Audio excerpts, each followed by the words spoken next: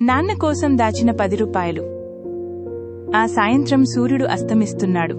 రోజంతా కూలి పని చేసి అలసిపోయిన రాములు నెమ్మదిగా తన ఇంటివైపు నడుస్తున్నాడు. అతని బట్టలన్నీ దుమ్ముతో నిండిపోయాయి. కాళ్లలో ఉన్న చెప్పులు పూర్తిగా చిరిగిపోయాయి. ఇంటి గుమ్మం దగ్గర చిన్నారి మాధవి చేతిలో ఒక చిన్న బట్ట సంచితో అతని కోసం ఎదురుచూస్తోంది. రాములు ఆశ్చర్యంగా ఆమె వైపు చూశాడు. మాధవి ఆ సంచిని నెమ్మదిగా అతని చేతిలో పెట్టింది. రాములు దాన్ని జాగ్రత్తగా తెరిచాడు. అందులో ఒక కొత్త చెప్పుల జత కనిపించింది.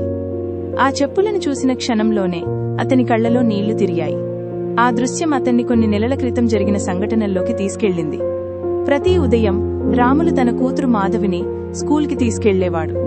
స్కూల్ గేటు దగ్గరకు చేరుకున్నాక తన జేబులోంచి ఒక 10 రూపాయల నోటు తీసి ఆమె చేతిలో పెట్టేవాడు. తన దగ్గర డబ్బు ఎంత తక్కువగా ఉన్నా కూతురు ఆఖరితో ఉండకూడదనేదే అతని ఒక్క ఆలోచన. మాధవి కూడా ఆ డబ్బు తీసుకుని నవ్వేది. కాని స్కూల్లో మధ్యాహ్నం గంట మోగిన తర్వాత పిల్లలంతా సమోసాలు, బిస్కెట్లు, చాక్లెట్లు కొనుక్కుంటూ ఆనందంగా తింటుంటే మాధవి మాత్రం వాళ్లను దూరం నుంచి చూస్తూ స్కూల్ హ్యాండ్ పంప్ దగ్గర నీళ్లు తాగేది. ఆమె ముఖంలో బాధ కనిపించేది కాదు. కాని ఆమె మనసులో ఒక చిన్న కల మాత్రం ప్రతిరోజు పెరుగుతూనే ఉండేది. ఎవరు చూడకుండా ఆ 10 రూపాయల నోటును మడిచి తన స్కూల్ బ్యాగ్లో జాగ్రత్తగా దాచేది. సాయంత్రం ఇంటికి వచ్చిన తర్వాత ఇంట్లో ఉన్న ఒక పాత ఇనుప డబ్బాను తీసి ఆ నోటును అందులో వేసేది. ఆ డబ్బాలో అప్పటికే కొన్ని నాణాలు, కొన్ని 10 రూపాయల నోట్లు ఉన్నాయి. ప్రతిరోజు ఒక్కో 10 రూపాయి ఆమె కలను కొంచెం కొంచెంగా నిజం చేస్తోంది. అదే సమయంలో రోజంతా పని ముగించుకుని రాములు ఇంటికి వచ్చాడు. తన చిరిగిపోయిన చెప్పులను నెమ్మదిగా తీసేశాడు. రోజంతా రాళ్ల మీద నడవడం వల్ల అతని కాళ్లు గాయాలతో నిండిపోయాయి. ఆ దృశ్యాన్ని తలుపు వెనుక నిలబడి చూసిన మాధవి కళ్లలో నీళ్లు మెరిశాయి. ఆ క్షణంలోనే ఏమైనా సరే తన నాన్నకి కొత్త చెప్పులు కొనివ్వాలని ఆమె గట్టిగా నిర్ణయించుకుంది. మరుసటి రోజు తెల్లవారకముందే రాములు నిద్రలేచాడు. చల్లని నీటితో ముఖం కడుక్కుని తన పాత తువ్వాలు భుజాన వేసుకుని మరో రోజు కూలి పనికి బయలుదేరాడు. పొలాల మధ్య దారిలో నడుస్తూ తన కుటుంబం గురించి ఆలోచిస్తున్నాడు. నిర్మాణ స్థలానికి చేరుకున్నాక రోజంతా బరువైన సిమెంట్ బస్తాలు మోశాడు. ఇటుకలు ఎత్తాడు. ఎండ మండిపోతున్నా అతను ఒక్కసారి కూడా ఆగలేదు. పనిచేస్తున్న సమయంలో అతని పాత చెప్పు పూర్తిగా తెగిపోయింది. పదునైన రాళ్లు కాళ్లను గుచ్చినా అతను నిశ్శబ్దంగా పని కొనసాగించాడు. సాయంత్రం కూలి డబ్బు తీసుకున్నాడు. ముందుగా ఇంటికి కావాల్సిన బియ్యం, కూరగాయలు, నూనె కొనుగోలు చేశాడు. చివరికి జేబులో మిగిలింది ఒకే ఒక్క 10 రూపాయల నోటు. ఆ నోటును కూడా మరుసటి రోజు మాధవి టిఫిన్ కోసం దాచుకున్నాడు. మరుసటి ఉదయం స్కూల్ గేటు దగ్గర మళ్లీ ఆ 10 రూపాయలను మాధవి చేతిలో పెట్టాడు. రాములు పని కోసం వెళ్లిపోయాడు. మాధవి మాత్రం మళ్లీ టిఫిన్ కొనకుండా ఆ నోటును తన బ్యాగ్లో దాచుకుంది. సాయంత్రం ఇంటికి వచ్చాక పాత ఇనుప డబ్బా తెరిచి మరో 10 రూపాయల నోటును అందులో వేసింది. ఆమె కల ఇప్పుడు నిజానికి మరింత దగ్గరైంది. రోజులు గడిచాయి, వారాలు గడిచాయి. ప్రతిరోజు మాధవి టిఫిన్ డబ్బును అలాగే దాచుకుంది. చివరకు ఆ ఇనుప డబ్బా దాదాపు నిండిపోయింది. ఒక సాయంత్రం అందులోని నోట్లు, నాణాలను ఒక్కొక్కటిగా లెక్కపెట్టింది. ఆమె ముఖం ఆనందంతో వెలిగిపోయింది. మరుసటి రోజు ఆదివారం ఎవరికీ చెప్పకుండా ఆ డబ్బాను తీసుకుని గ్రామంలోని చెప్పుల దుకాణానికి వెళ్ళింది.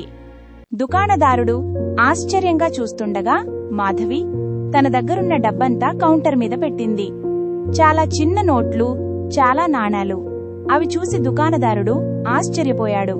అతను డబ్బు లెక్కపెట్టి బలమైన నల్లని చెప్పుల జతను తీసుకొచ్చాడు. ప్రేమతో వాటిని కాగితంలో చుట్టి ఒక అందమైన బట్ట సంచిలో పెట్టి మాధవికి ఇచ్చాడు. ఆ సంచిని గుండెలకు హత్తుకుని మాధవి ఆనందంగా ఇంటివైపు నడిచింది. ఇంటికి చేరుకున్నాక ఎవరూ చూడకుండా ఆ చెప్పులను పాత అల్మారాలో దాచింది. సాయంత్రం రాములు అలసిపోయిన అడుగులతో ఇంటివైపు వస్తుండగా మాధవి ఎంతో ఆతృతగా అతని కోసం ఎదురుచూసింది. రాములు ఇంటికి చేరుకున్నాడు. మాధవి దాచిపెట్టిన బట్ట సంచిని తీసుకొచ్చి అతని చేతిలో పెట్టింది. రాములు ఆశ్చర్యంగా దాన్ని తెరిచాడు. లోపల కొత్త చెప్పుల జత కనిపించింది. అవి చేతిలోకి తీసుకున్న క్షణంలో అతని చేతులు వణికాయి. కళ్లలో నీళ్లు నిండిపోయాయి. మాధవి నెమ్మదిగా పాత ఇనుప డబ్బాను తీసుకొచ్చి చూపించింది. అది పూర్తిగా ఖాళీగా ఉంది. అప్పుడు రాములకు అర్థమైంది, ఇన్ని రోజులుగా తను టిఫిన్ కోసం ఇచ్చిన ప్రతి 10 రూపాయిని తన కూతురు తన కోసమే దాచిందని, ఆ చిన్నారి తన ఆకలిని మర్చిపోయి తన నొప్పిని తగ్గించాలని ప్రయత్నించిందని. రాములు వెంటనే మాధవిని గట్టిగా కౌగిలించుకున్నాడు. ఆనంద భాష్పాలు అతని కళ్ల నుంచి ఆగకుండా జారాయి. తరువాత తన పాత చిరిగిన చెప్పులను తీసి కొత్త చెప్పులను తొడిగాడు. ఆ చెప్పులు అతని కాళ్లకు మాత్రమే కాదు, అతని హృదయానికి కూడా ఓ కొత్త ఆనందాన్నిచ్చాయి. 10 సంవత్సరాలు గడిచాయి. మాధవి పెద్ద అధికారి అయింది. ఒక సన్మాన కార్యక్రమంలో ఆమె అందరి ముందు స్టేజ్ నుంచి దిగి తన తండ్రి రాములు పాదాలకు నమస్కరించింది. రాములు ప్రేమగా ఆమె తలపై చేయి ఉంచి ఆశీర్వదించాడు. ఆ క్షణంలో హాల్ మొత్తం చప్పట్లతో మార్మోగిపోయింది. ఒక తండ్రి తన కూతురికి 10 రూపాయలిచ్చాడు.